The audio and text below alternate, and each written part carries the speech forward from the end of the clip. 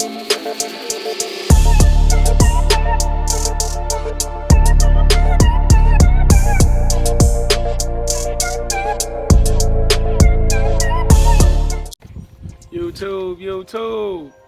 quick video. The last video I recorded, it got corrupted. I did change out the rear sprocket that comes on the ZX6R 2020 edition, but the video there's no audio, and then halfway through the video the image becomes scrambled. I think the SD card got corrupted, so I went out and purchased another SD card. The SD card got corrupted, so I had to purchase another SD card for this video. Hopefully this video doesn't go bad, but I did change out the rear sprocket, and the driven front sprocket did come in 3 days ago, but I haven't had a chance to make it. Front sprocket made, and it's balanced and tested. It's also made in the US of A, right here where my pinky is, which is the thing I like the most. I'll tell you this usually in videos. This is a case hardened for C45 steel, zinc plated for strength and durability, drill for mass and weight reduction, balanced and tested for turnability. So yeah, so in this video I'm just gonna show you guys how I change out the front sprocket. Trust and believe I did change out the rear sprocket. It's just that again, the video got corrupted, so that's that. All right, so here's the O.E.M rear steel sprocket. Actually the rear sprocket I got from Vortex.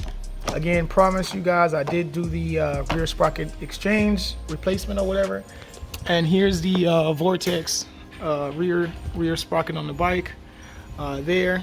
I did put that on, and today we're just going to change out the front sprocket. Real easy, very straightforward. I do want the front sprocket to be exposed, so I'm not sure if I'm going to put this cover back on. If I don't, you know, so be it, because I also feel like this plastic does have weight to it, and when I go to my first track day, I want the experience to be just spectacular, if you will. All right, so let's take these off. These are 8mm sockets. This is going to come off, and the front sprocket will be then exposed. The chain I will also replace. I'm just waiting for that to come into the mail. So let's knock this off real quick. All right, so while we knock this off, let's do a little bit of talking. Wait a minute. I recently had someone jump up in my my email, and he told me that all of what I'm doing to the bike is not necessary for a novice track day. I know it's not necessary for a novice track day, but I just want to be overly prepared, if you will, for just a track day in general. So the reason why I'm doing all these modifications is because I want to have this bike kind of closest to actual intermediate track day as possible, so that way if I end up out there, all this practicing that I'm doing will actually prepare me more for an intermediate track day than a novice. Because I know the novice group, those guys are going to pretty much be riding slow and completely factory bikes. Not to say that those bikes are slower, but I just want my experience to be just more closely geared towards an actual track day for someone that has a little bit of experience and knowledge of the track than someone that is very first out of the box going to a track day. If that makes any sense. So the reason why I'm doing all these mods to the bike is because I want to really prepare myself for that track day that's coming up. So to that guy, I think I answered his question in the email, but if you're watching this video, that's what I'm doing these mods to the bike for. Hopefully, man, you check out the video that I'm gonna have up here soon. All right, so let me just take off the case cover or the sprocket cover real quick, and let's see what the O.E.M sprocket looks like. All right, so now that we got this off, this is what the O.E.M sprocket looks like. And if you're curious of what size the O.E.M sprocket is, it's actually a 15 tooth.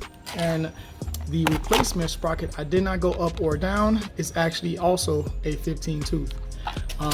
So yeah, so let me clean up all this gunk real quick.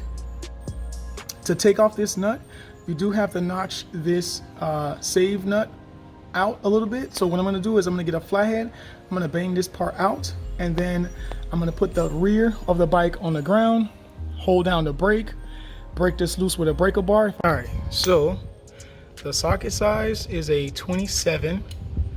Let me show you real quick. So this fits. So this fits right over it. I've already loosened it. With the biggest breaker bar I can actually find. Now there's a myth out there that they say you don't necessarily need to have a really big breaker bar, but I say, with my experience and my size, if you can buy a breaker bar, get the biggest one you can find.